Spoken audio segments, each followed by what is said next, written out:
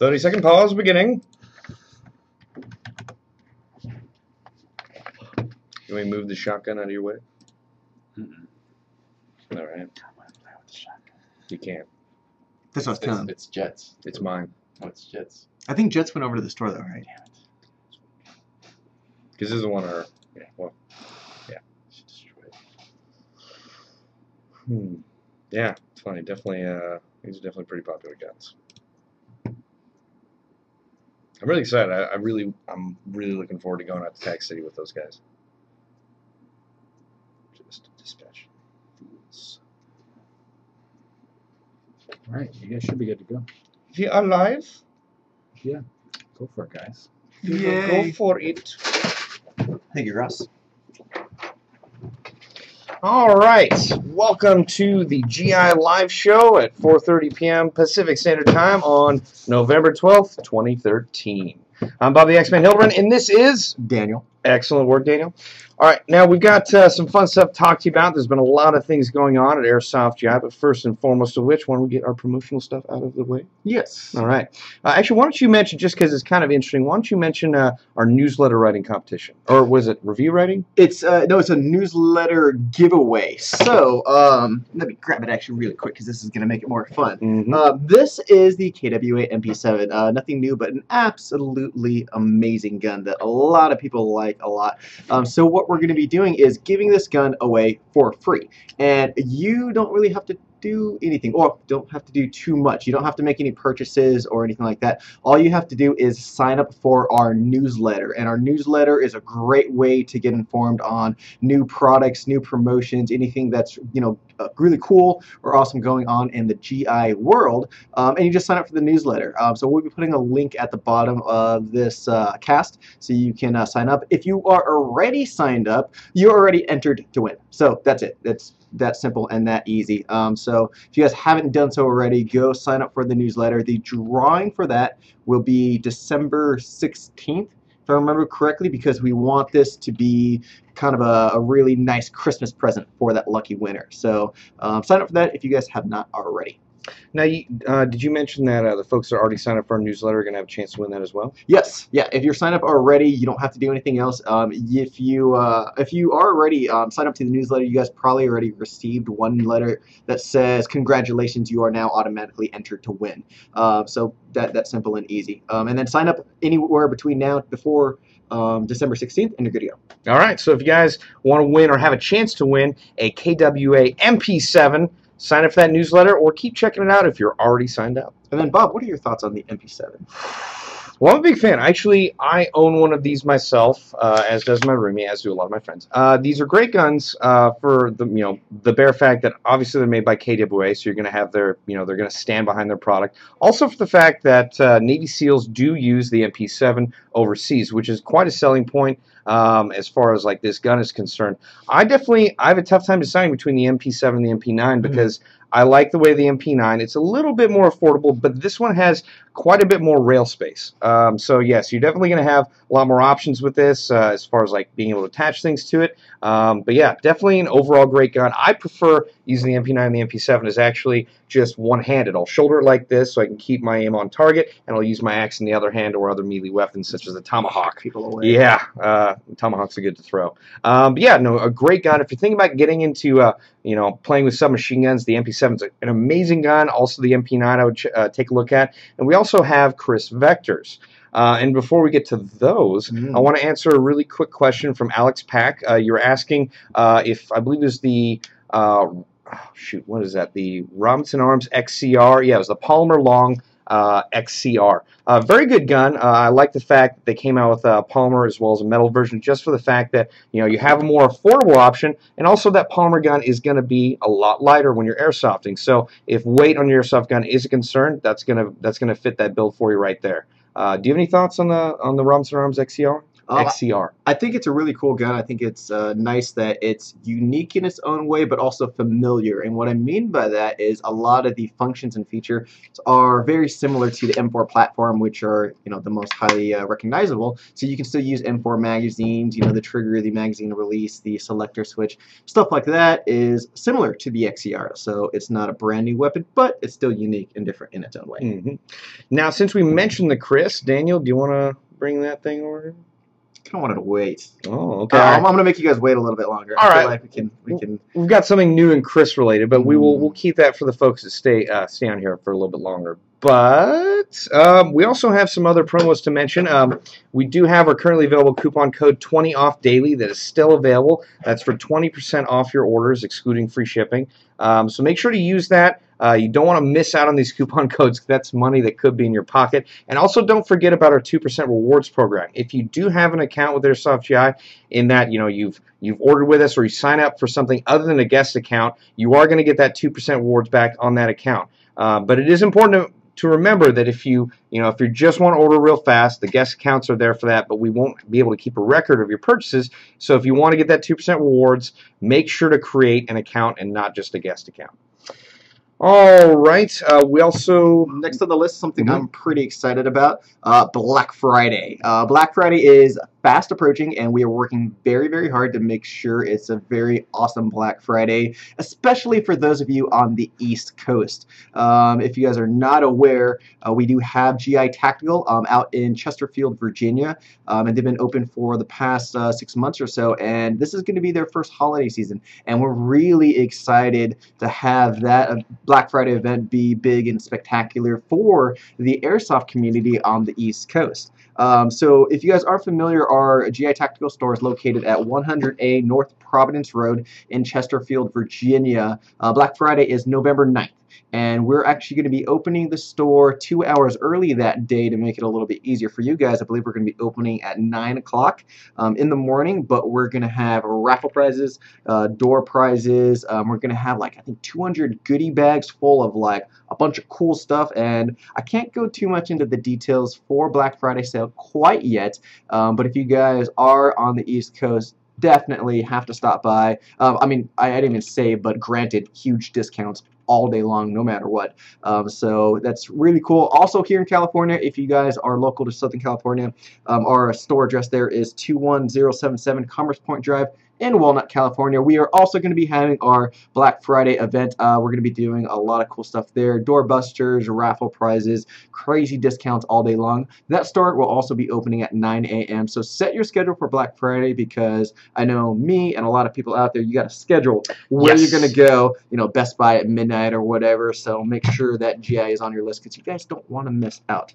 So pretty excited, and I know the guys at GI Tactical, they're pretty excited too, that we're going to try to get some of the local East Coast teams and fields out there too, so it's going to be a lot of fun. No, it should be pretty righteous. I'm really happy with both our employees on the East Coast and our customers that come in there. We seem to have really great folks just coming in to learn more about airsoft as well as upgrade their kit, which is all around pretty awesome. Yes. Really quick, I would like to give a shout out to Division 22 and Whitby Airsoft from Ontario, Canada. I spoke to some folks from Ontario a little while ago, or at least on the customer service line a few weeks back. Just want to give a shout out to their team. We've definitely started, obviously, selling airsoft products over the border to Canada, and I gotta say, Canadian airsofters, from what I've learned, are pretty amazing people. And more specifically, we actually started carrying the C7A1, the main battle rifle for the Canadian military. It's made by G&G. It actually comes with a rail kit on the front sight post, as well as an LCAN style scope. So if you guys are looking for a Canadian military loadout, I would highly suggest checking out the C7A1 on airsoftgi.com, made by G&G. And once again, shout out to Division 22 Whitby Airsoft from Ontario, Canada. I actually like that rail kit at the front of that gun too, because it's not like a full 12, 13-inch rail kit that makes your gun a lot heavier. Yeah. Minimal, but I mean, if you want to put a flashlight or a laser, you can do that, or a bipod, and not be super, super crazy heavy. That's actually why I liked it too, because the first M16 I ever got, a Toyko Marui M16A2, I'd actually gone to Home Depot and mounted a flashlight just to the front barrel using parts I got there. And if I already had a rail on the front side post, that would have been easy. So I like the fact that comes already on there. You got a scope that's going to work great, and it looks just like the C7A1. Yeah. So pretty. The L-Can's kind of cool too. Yeah. Little bit bigger and bulkier in my opinion, but definitely a cool scope that completes the look of it. But that is actually standard issue for the Canadian military. Nice. Everyone and their mother's got an L-Can. So And the mothers. maybe. Yes. All right. So, what else do we have to talk about here, Daniel? We got a lot of new products and a lot of new guns that I'm excited for. So before we get into the guns, let's go into some of the NC Star stuff, which we have right in front of us. We got some new red dots and some new scopes. We have two versions of this new red dot style, and this style is nothing new, but one thing that I like that I haven't seen before from NC Star is this quick detach mount. Now, quick detach mounts are nothing new. I should hold this in front of the camera so you guys can see. Quick detach mounts are nothing new to optics or red dots. They've been around for a very long time, but this is the first time that I've seen one on this style of red dot. So this one right here in particular, I believe is called the Rogue, and you do have 4 different sight pictures that you can change it to, but it's a little bit more unique. So you have like a grenade, a skull, and a couple other things. Let me see if I can turn this on and actually get that on camera, because that's kind of cool. Let's go to, this is the grenade that I think is kind of cool. See if that shows up. It may not, oh, there it goes. It's kind of small on camera. You sort of see it, yeah. But that just gives you an idea. That's just really small because it's on camera. There you go.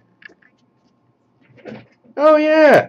Wow, it's even got the pineapple crenellations on Yeah, it. the pin and the spoon and everything. So if you want to be shooting at people and looking at a little red reticle of a grenade, you can do that. So that's one of the cool things that NC Star just came out with. This other one I'm actually pretty stoked for is a magnifier. I'm a big fan like the hybrid sights and the magnifier setups because it gives you the best of both worlds. If you guys are not familiar with red dots and magnifiers, red dots don't zoom in at all. It's just one time, and you just have a reticle for quick and easy aiming. The idea behind a magnifier is to set up this scope or optic behind it that will zoom in on the reticle and give you some magnification. But at the same time, a lot of the magnifiers will either be a quick disconnect or a flip to the side so it's out of the way. So in essence, you have the ability to do long shots with the magnifier but flip it out of the way when you're CQB environment, and then you got the red dot setup. So essentially it'd be set up, something like this on the gun. You want to that. And then with the mount. So just to give you guys an idea if you're not familiar. Oh, yeah. Yes. And then Oh, yeah. Oh, yeah. Oh, that's great. Oh, yeah. And then one thing that I really like about this magnifier that other magnifiers don't always have is the windage and elevation controls. That's nice. That's really helpful, and what that means is when you line up the magnifier behind the red dot, a lot of the times the red dot is not centered in the middle of the magnifier, which still works well, but if you're looking through the magnifier, you want it to be, perfectly in the center. So with this, you have windage and elevation controls that are, just a flathead screwdriver, but you can now center your magnifier to line up perfectly with the red dot. So I like that a lot. And then scope. Oh, yes. I got to tell you, these are, octagonally shaped scopes or an octagon scope. I personally really like these just for the fact they look really cool. A lot of airsoft for me is just looking cool, and that does it. This does it for me. I also like the fact that they've got a rubberized coating, which is going to make it a lot easier in case you bang this around. I prefer rubberized scopes just because I'm not as careful as I should be with my stuff. And the crazy thing about this is that even though it's shaped octagonally, the actual scope inside is rounded, so you're not going to get an octagonal, obviously, sight picture. But yeah, I really like these for the fact that I would want to put one on AK just for like a post-apocalyptic look, or just anything just to make it look a lot more unique. So I got to hand it out to NC Star. This is a pretty cool product. That's all I got. Nice. Actually, I wanted to ask you guys, the viewers, I honestly don't know why it's in that shape, if there's a reason for that.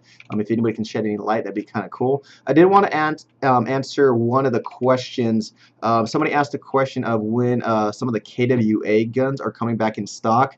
We are supposed to be getting a pretty good-sized KWA shipment in, hopefully soon. I can't divulge the information of what or when, but I think you guys should be pretty happy. So stay tuned to our website for a lot of good KWA stuff coming in the near future. And then on the scope, it is, I believe, a 3:9 magnification. I like that the magnification the setting or the switch or whatever you want to call it is really easy to operate it. The dial, thank you. You have this little tab and you just twist it, and now it's at a setting of 9 magnification. Twist it all the way around. You could stop at like 8 or whatever you want. That's nice. The scope also does illuminate, so if you're playing in a night setting or the lighting's not as ideal, you can change that. Windage and elevation controls as normal. It does come with the scope rings, so that's pretty nice. Standard. Make sure you can mount it on the gun itself. I'd like to just call attention to this. GT4 Master 09. Hey, Bob and Daniel, I bought one of those Boneyard mystery boxes, and I got a fully functioning tan WE PDW gas blowback. I'm so happy, and it's awesome. We're really happy for you, GT4 Master 09, because, you know, we keep saying, like, our Boneyard, well, first of which, our Boneyard sales are pretty awesome because there's a lot of stuff in the Boneyard that is just missing 1 or 2 things that are easily fixable. You know, there are other pieces in there that people, you know, really just want to get their hands on, like rail kits, other segments like trigger groupings or anything else.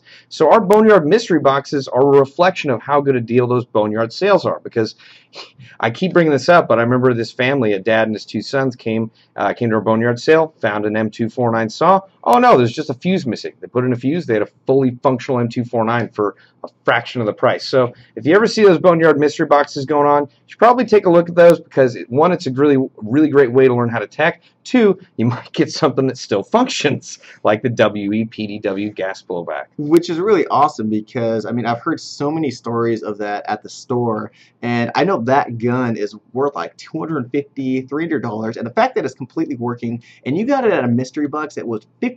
$50? Yeah. What the heck? Like, I don't understand that. Like, that math is ridiculous. So, congratulations. That's awesome. I'm jealous, actually. I can take that off your hands if you don't want it anymore. Assault Airsofters. Yes, I do remember Colin in Austin. Gotcha. All right, let's see.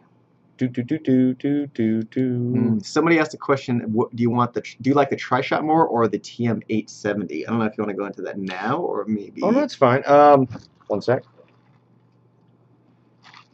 Delicious Mountain Dew. I've personally been using Tri-Shot shotguns for over 10 years. You know, started out with my Toyko Marui Benelli shotgun. That sort of had a part fall off of it very recently, so it's not as functional anymore. I haven't had a chance to use my new Toyko Marui M870. I'm gonna no, I'm not gonna do that. So I really can't say which one I like more. I mean, I like this more right now because it's in my hands, it's brand new, and I'm really excited. But I haven't been able to use it on the airsoft battlefield yet, so you know, I can't really tell you which one is either more effective or which one I prefer more overall. Right now, I prefer this more because it's in my hands, it's brand new, and I love it. But yeah, so expect to see me using this more often. Well, just more often, and hopefully. Level Cap will also be rocking one in the near future, so hopefully we can get some shotgun action with that. So that'll be a lot of fun. That'll be righteous. Very cool. Yeah. Continuing with the new products, the last red dot from NC Star that we got in is this one. I believe this is their zombie reticle. So very similar to the other one that I showed you guys, the Rogue with the grenade. That one, so you guys know, is only a red reticle. The zombie one is only green, and this one will have like a biohazard symbol and has like a skull on it, so kind of a zombie themed, which is pretty cool as well. And the gun that it's on, this is the brand new Red Jacket M4A1.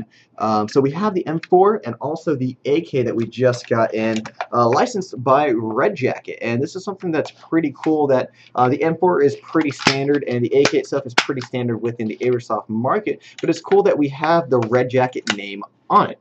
Bob, your thoughts? Yeah, I've been watching Sons of Guns for quite a while. I actually ran into some of the folks at the last SHOT Show, that, and they told me one of the most disgusting and most interesting farm stories I'd ever heard, because my family is farmers. But that aside, I really think, I agree with you, Daniel, that it's really good for our industry and the airsoft world in general that folks that are involved with real firearms are getting involved with us, because, you know, we saw it with the licensing of the first Knights Armament airsoft gun. They inducted that into their Knights Armament Armory, which is a really big step for our community, and this bodes well that, you know, again, we've got real firearm folks getting into the airsoft world.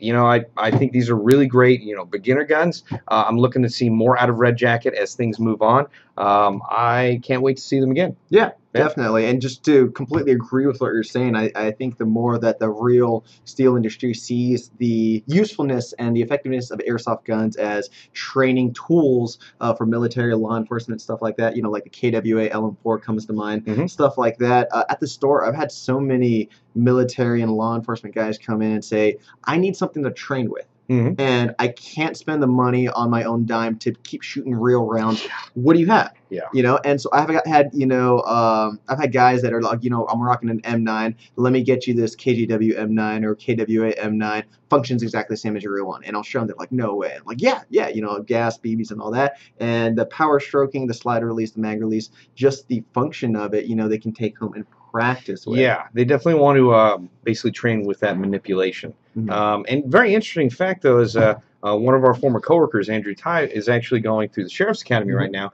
And during training, when they weren't using real ammunition, they were using KWA ATPs. Yeah, so it's pretty awesome. I mean, definitely. We've also heard reports of the provost marshals down in San Diego for the Marine Corps using airsoft guns to train with as well for their active shooter scenarios. So definitely getting a lot more law enforcement involvement, and it's very good because, like you said, ammo is expensive now. Yeah. Non-airsoft ammo, real ammo. Yeah, I haven't shot my 45 in some time, and that makes me sad. Yeah, it's been a while since I shot my 40. So my shotgun, though, I got a lot of ammo for that. Oh, nice. Yeah. I don't have a shotgun. Unacceptable. I think I have to buy an AR next. I think that's my next on my list because I don't have one. I've had a shotgun since I was 10 years old. So, oh, that's awesome. All right, let me grab some new guns. Through. I thought it was amazing when I got my first shotgun. I thought it was like just shocking that they made kid-sized versions because it was so small, and I was like, "Wow, this is so small. Who would they make this for?" They're like, "It's for kids." All right. So what we have here, Chris, if you wouldn't mind, thank you, sir. We have some new G4s coming up.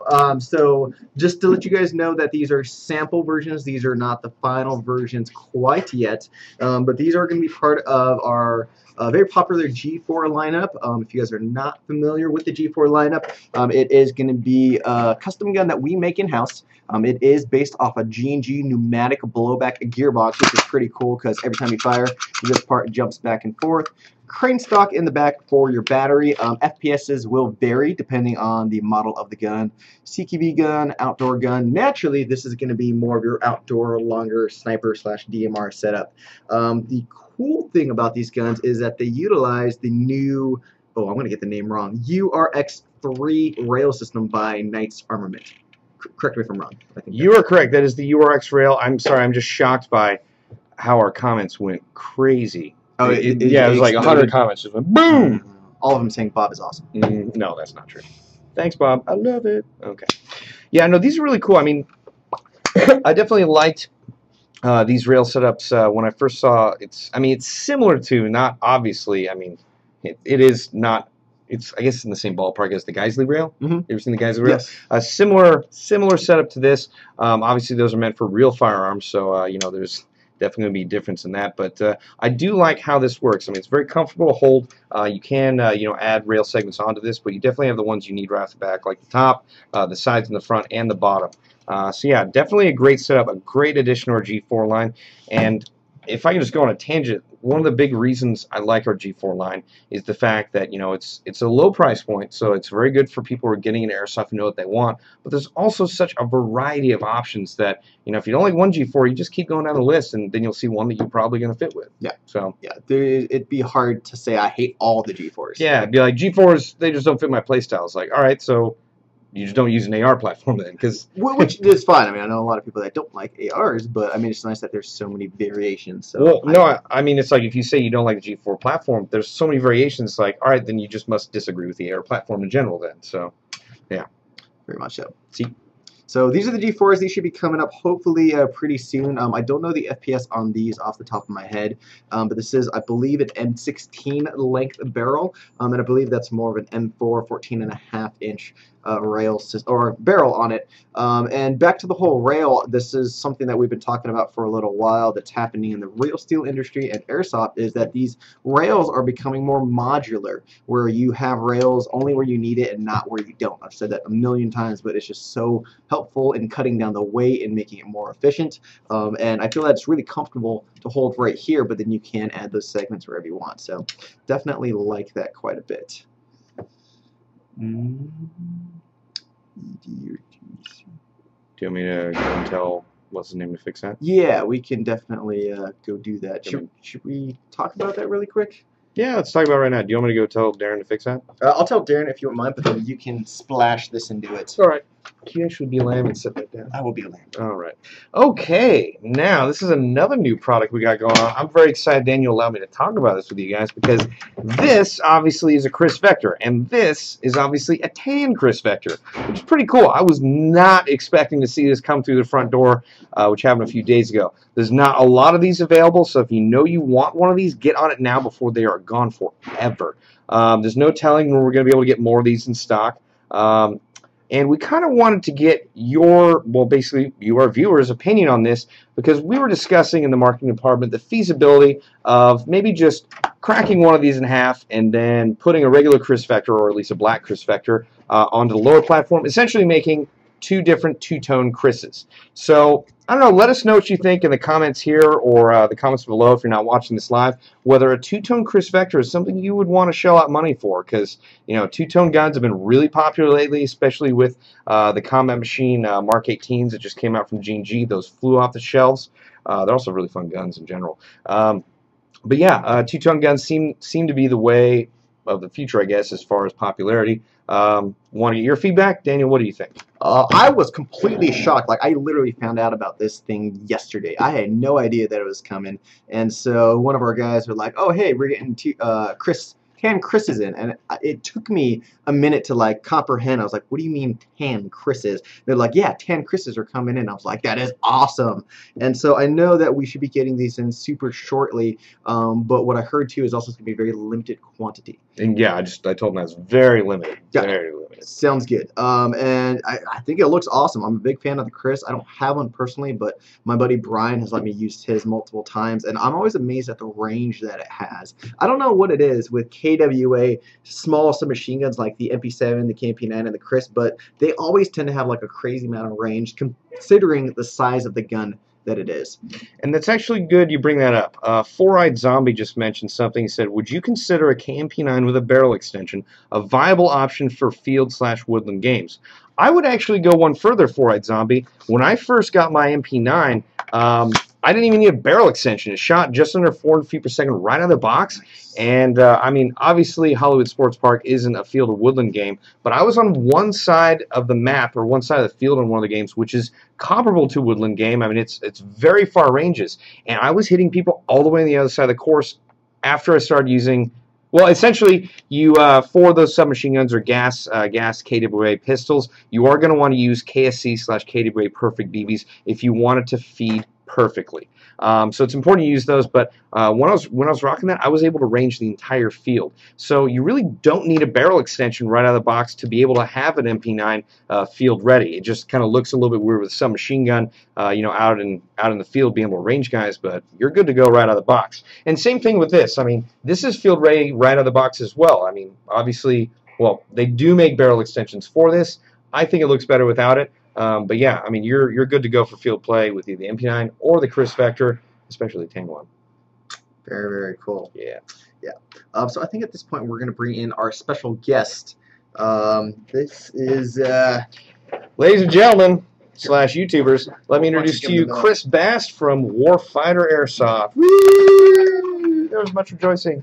I hear my mom getting really excited. Yeah, yeah. So, Chris, now that we got you on here, what do you think of this gun? What does Chris think of the KRISS? Oh, I see what you did there. Yeah. No, first off, it looks amazing like this. I'm kind of regretting I sold my KRISS because I got like one of the first ones.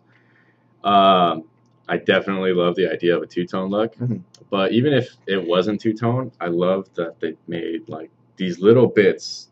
They stuck with the black. Yeah. I think I think it looks classy. It gives it that awesome. two-tone look already. That's pretty cool.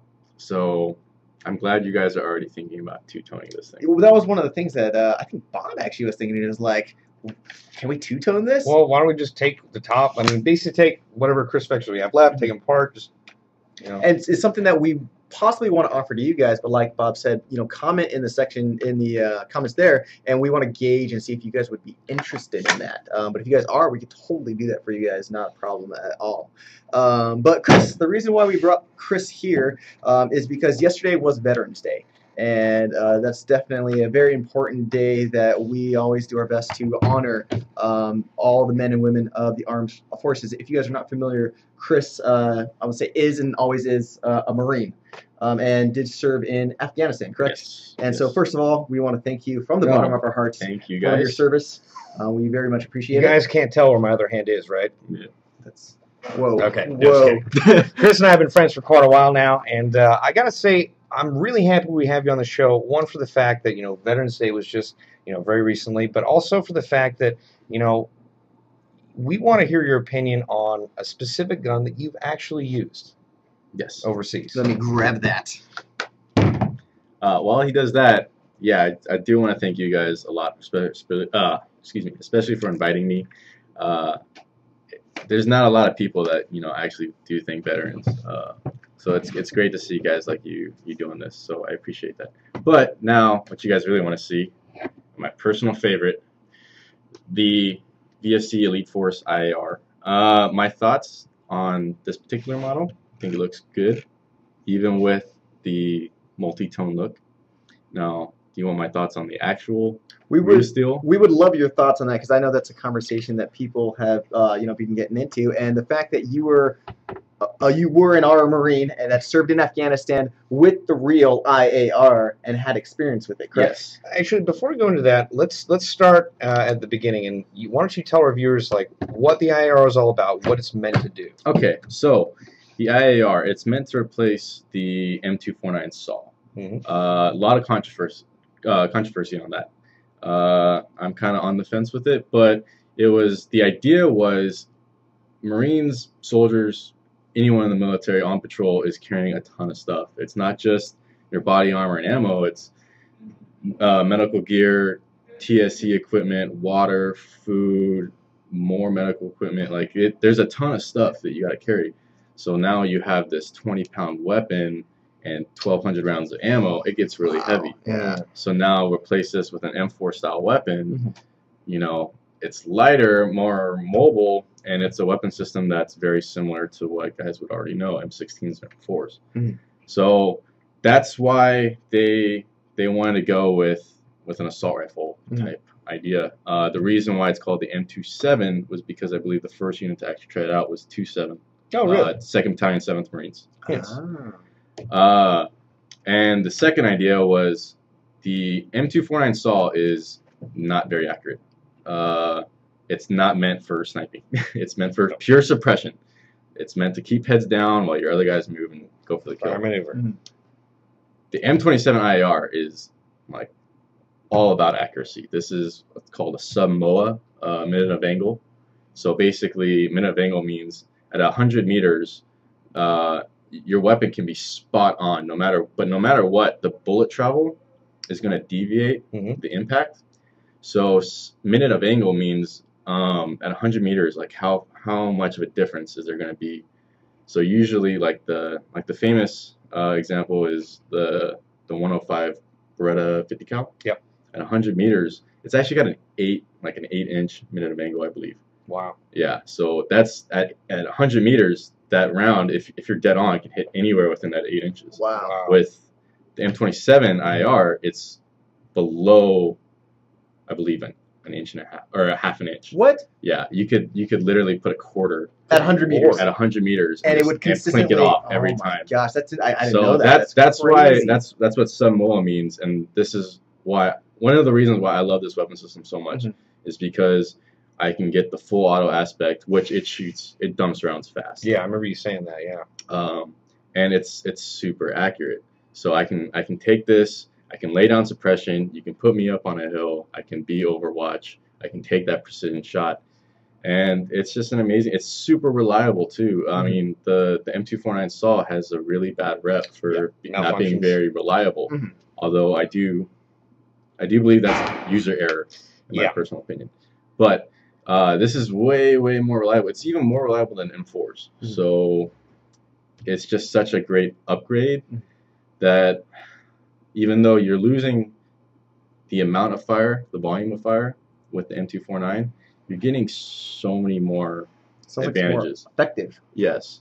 So in the argument of should this replace the M249, the unit I was with, first LAR, Line Armored Reconnaissance, I worked with LAVs, and LAVs are really cramped. There's no room. Yeah, right? Yeah. You're like sardines. And so you don't have a ton of room to maneuver around it, and getting out is just an odyssey in itself.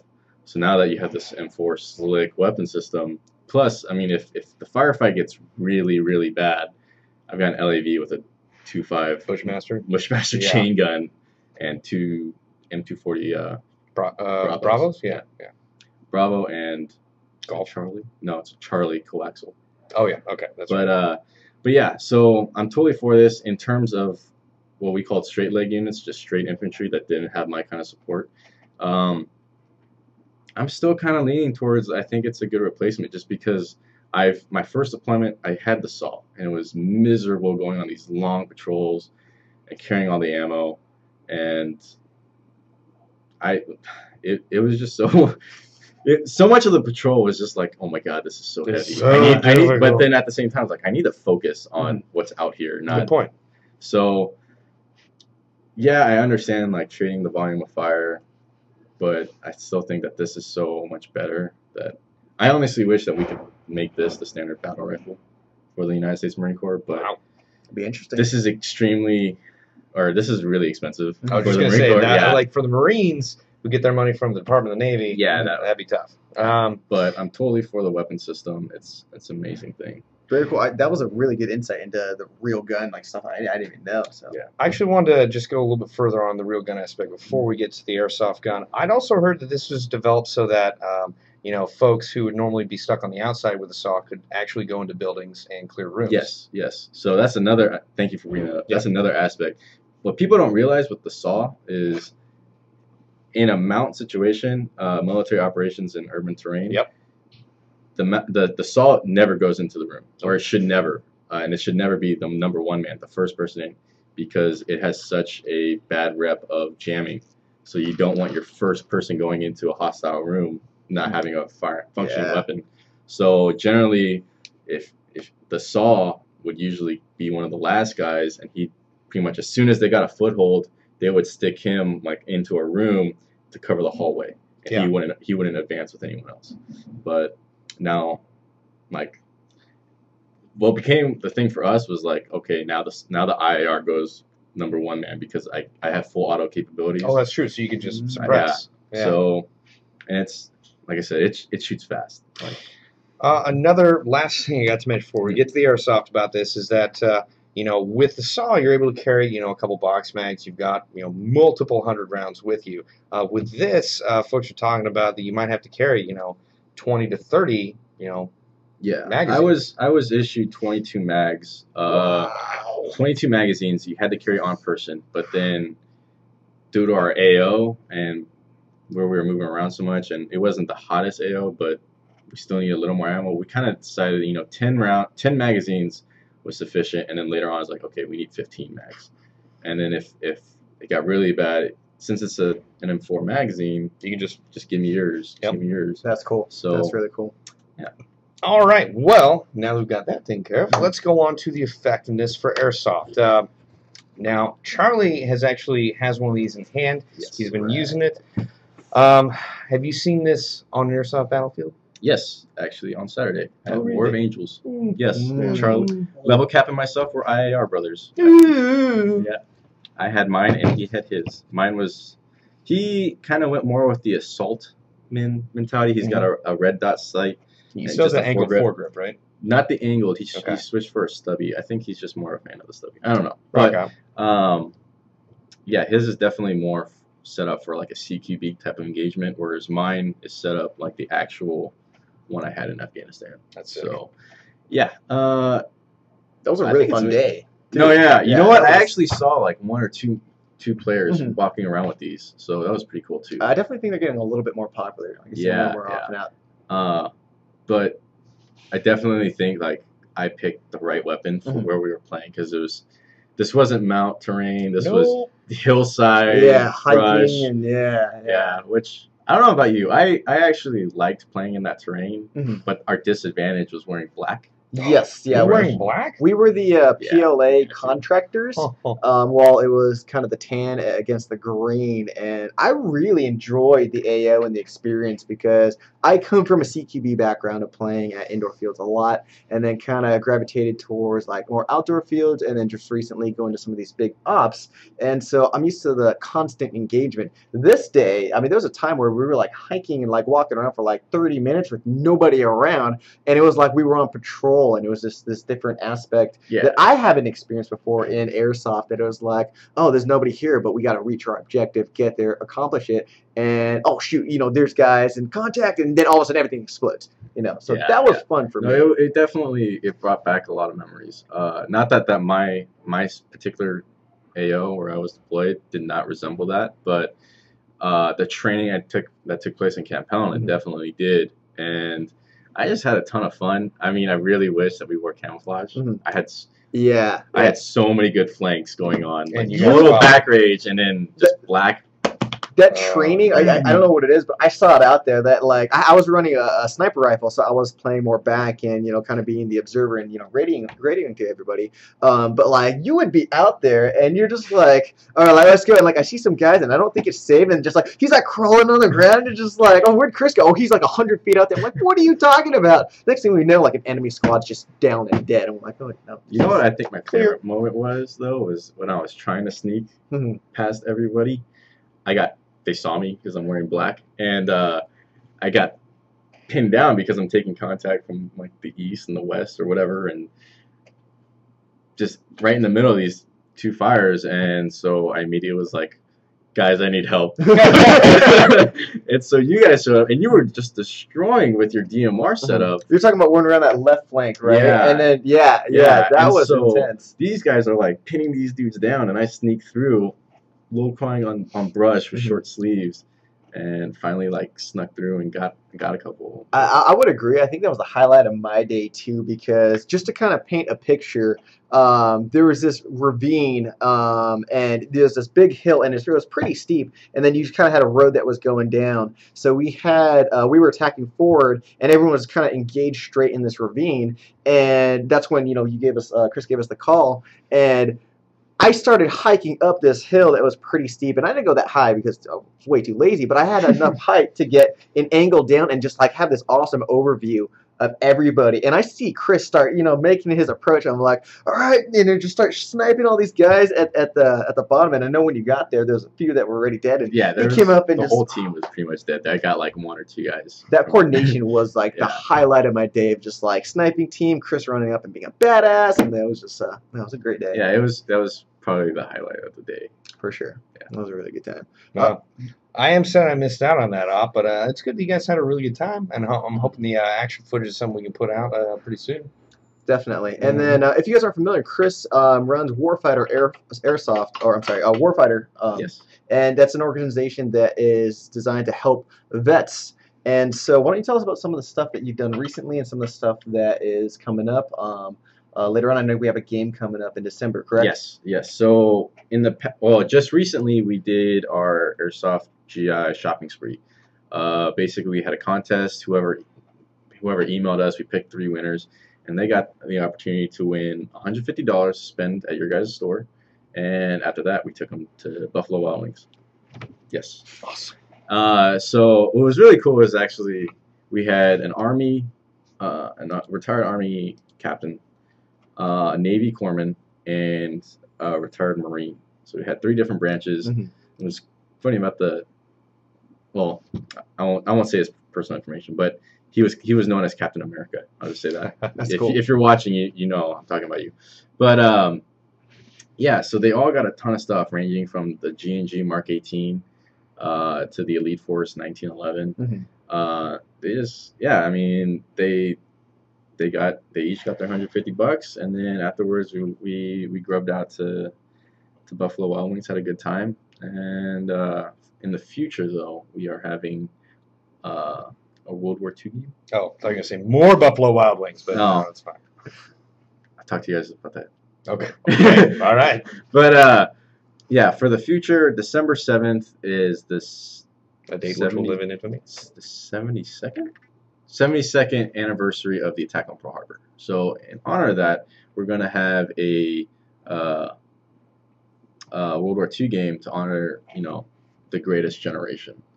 And it's, I mean, not expecting the biggest number, but hoping for a lot of fun. I mean, and I personally think low numbers equals better gameplay.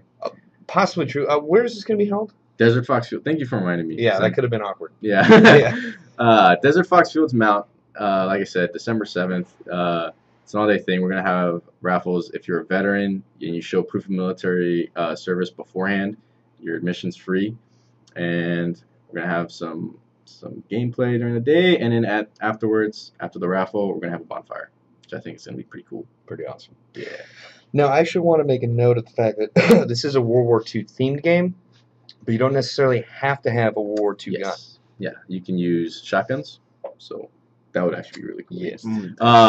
Or a bolt-action sniper rifle. So like a JG Bar 10, Yeah. or So you can do the Scots vs. Knives game, or Scots and Knives games that we did, which was a ton of fun. it was really fun. Yeah. So, yeah, hopefully it'll be just a nice, fun game. And Cool. Yeah. Good job. All right. So yeah, that should be really fun.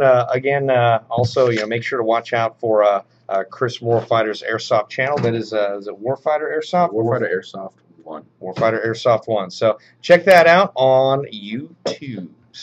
Got it. Actually, sorry. There was a comment that I wanted to recognize, and it just got pushed up. There we go.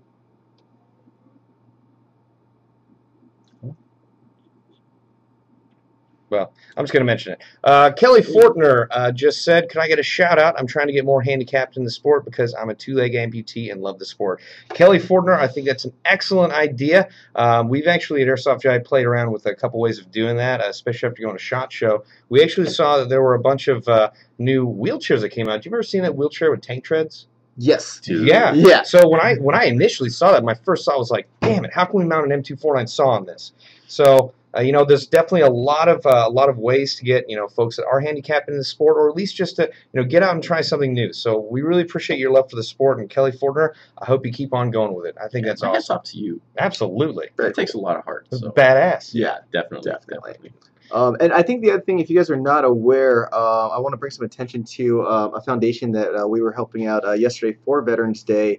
There's a foundation called the Semper Fi Foundation, and what these guys do is they give direct financial support to any member of the armed services that are either injured or just not well, and they'll support them and their families. It's direct and immediate support, Yes. which is important to note. Yes, absolutely. And so one of the things we did for Veterans Day is we made a custom IAR where 100% of the donates go directly to that fund. And I think that was really great. And the gentleman that bought it in New York, we are extremely grateful. If you're watching, thank you so much. But you guys can still help out. We'll put the link in the bottom of the video as well.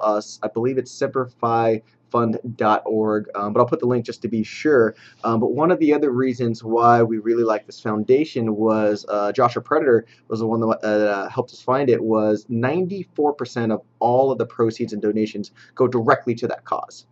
So we found that it was really helpful and a really good cause. So I know Veterans Day was yesterday, but I mean, this is an issue that I feel very dear to, and that I'm glad that we can help out with, and encourage you guys to help out with as much as you guys can. I want to answer a question from Liban, Liiban. He's asking when we're going to ship to Norway. We actually, do you remember the folks from Sweden? Yes. They came down here, and that was their first question. They're like, well, my friends want to know when you're shipping to Yeah. So we are actually working on shipping, or at least like play testing shipping to the European Union. So that is a work in progress. So, we have heard what you guys have had to say, and we are working toward that. And also, am I going to Bergen next year? I am personally working toward that as well. I really want to go. I think it's the biggest airsoft event in Europe. Like 3,000 to 5,000 players. What? Yeah, like they have like checkpoints set up. Like it's legit. It's Where is awesome. it? I believe it's in Sweden. So you're gosh. gonna have to look up more information on that. But yeah, it's awesome. That sounds amazing. Yeah. What do you do with that many people? Yeah, actually, Craig from GamePod up in NorCal, he said he's got a bunch of friends that go every year that are ex-military, and they just can't talk it up enough. So, dang, that's so cool. Oh, and then the last thing I think was on our list, and then we'll go into some Q&A, is we got wind of this new, I believe it's called, or it's from a group called BL Tech Airsoft Gun Simulator. And then, Chris, I'd also like your opinion on this, too. So I believe, I forgot where it was based at, but it's based on... Semper Fi to you too, guys. I've seen a ton of it. Nice. Yeah, our comments are going crazy, so... Wow, that is a lot. That's what I'm talking about. Dang.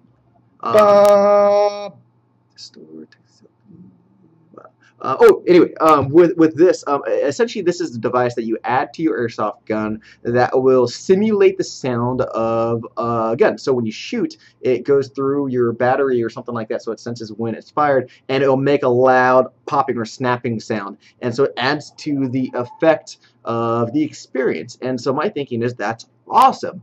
I'm thinking, like, let's say everybody has it in like a Nielsen game, and then when everyone's shooting, you're still shooting the BBs, it's still an AG, but it's like bah bah bah, you know, really loud. Like that could add to the experience. Even a small 4-on-4 game like that would make it ridiculous. I can see right off the back though there are going to be some issues if people are using this around populated areas. That is possibly going to scare some folks.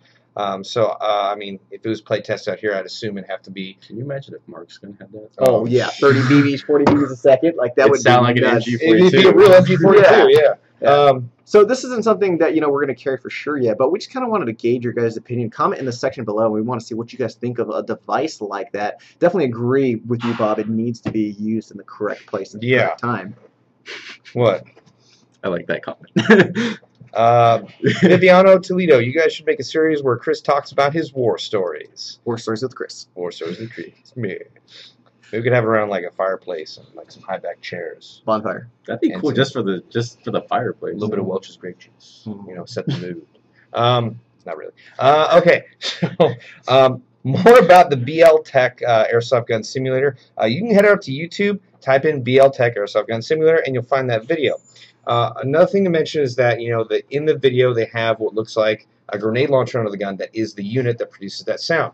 They are currently working on a vertical grip, peg box, and flashlight unit that will do the same thing, just in case people don't like that M203 look. But we haven't got your thoughts on it first, so... I think it sounds awesome. Like, having watched the video, it sounds pretty close to the real thing. Which I think is going to be really cool for the milsim aspect. And I was actually talking to Ross about this. Using that thing indoors, it's going to be so loud. And I would probably not want to do that. Yeah. Well, here's what he was saying, and I totally agree with. The people with the headsets and the Peltors, they're going to have a huge advantage. Yeah. I think that's really cool. I will say, I think they should make an announcement like, hey, we're going to have these.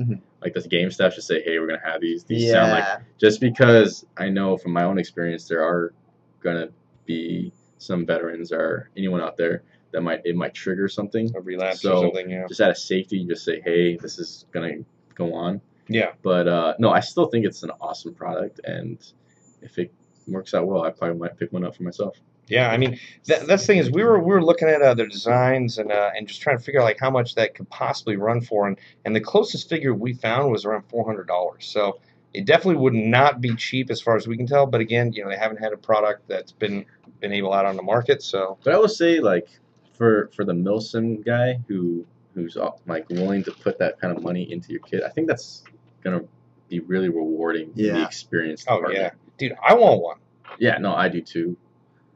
I'm hoping that laser and the peg box. Yeah, I think the peg box would be the most popular because the 203 would be kind of heavy. Yes, definitely. Yeah, and I'd want to have if we went to an operation that like. Could you still use the 203 or no? The whole unit's taken up with the sound generating device. And I think the way Darren was explaining it is that it's based off of like green gas or propane. So you fill it up, and it uses that air pressure to create the sound. Where I originally thought it was like, I don't know, like a speaker system or something. Like I was trying to imagine it. But the fact that if it's green gas or propane, it's kind of cool. Do you remember there's a technical that was driving around Irene that sounded like he was firing? Yes. That was the propane technical. So they were firing propane out of there. That thing was loud too. I remember driving around and just like, doo, doo, doo, doo, and everybody was like, oh, what is that? Well, it's funny. The first time I went to Irene, I recognized that setup because we actually had that on our farm. We would put cannons throughout our cherry fields to scare away the robins who'd eat the cherries. So when you walk around the cherry fields, like boom, boom, boom, boom, boom. So interesting. yeah, Interesting. it looks like a damn cannon. See, I think that kind of innovation stuff is so cool because like the technology is there. It's just kind of somebody has it's like, oh, let's put this in a pick box or a grenade launcher and throw it in an airsoft gun. That's so much fun. For that, you know what they did in Afghanistan? They had a kid out there with a really big whip. You just do this and crack it.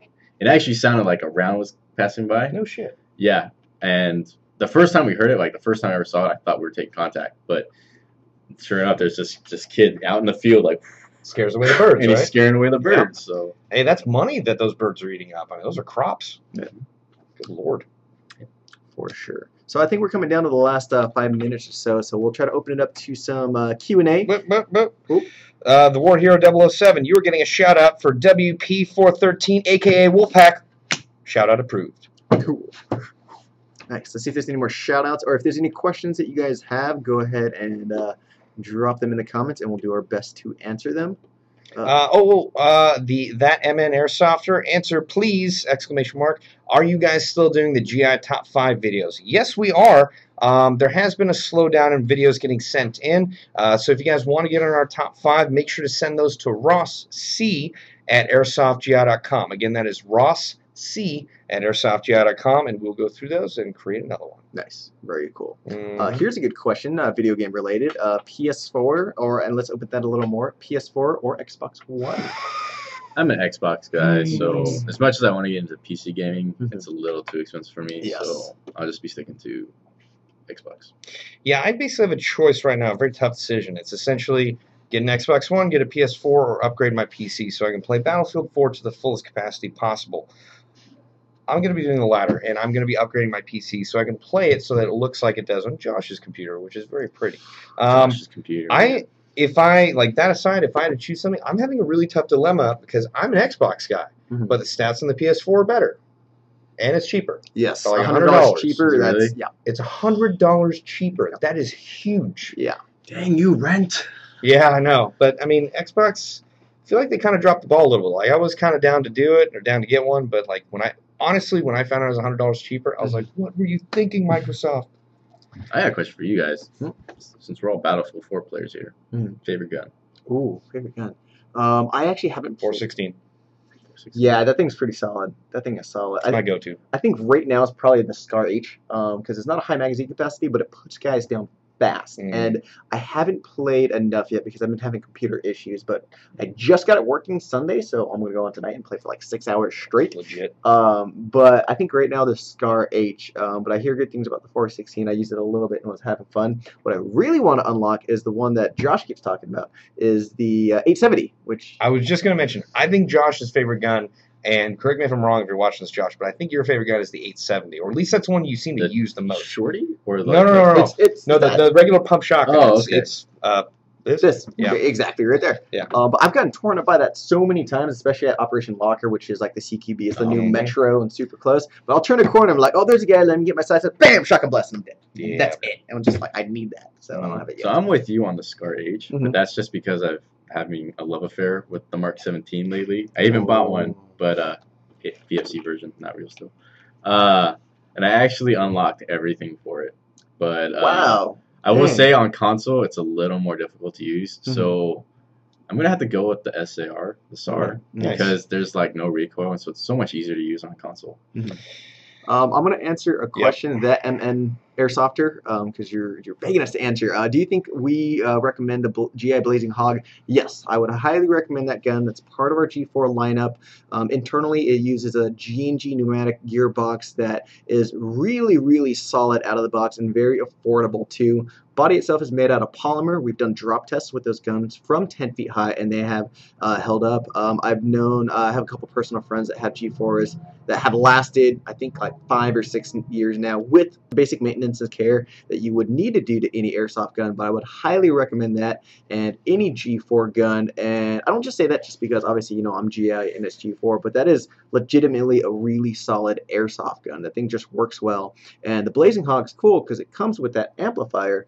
So yes, I would definitely recommend that gun. It's actually funny, when we were talking about the G4 guns earlier, I was actually going to use the Blazing Hog as an example of one of the more popular and really cool guns. If I had to choose one, it'd probably be the Blazing Hog or possibly the Diplomat. It's a tough decision. Silent death for me. Yeah, right? I think that thing's cool. That is I like legit.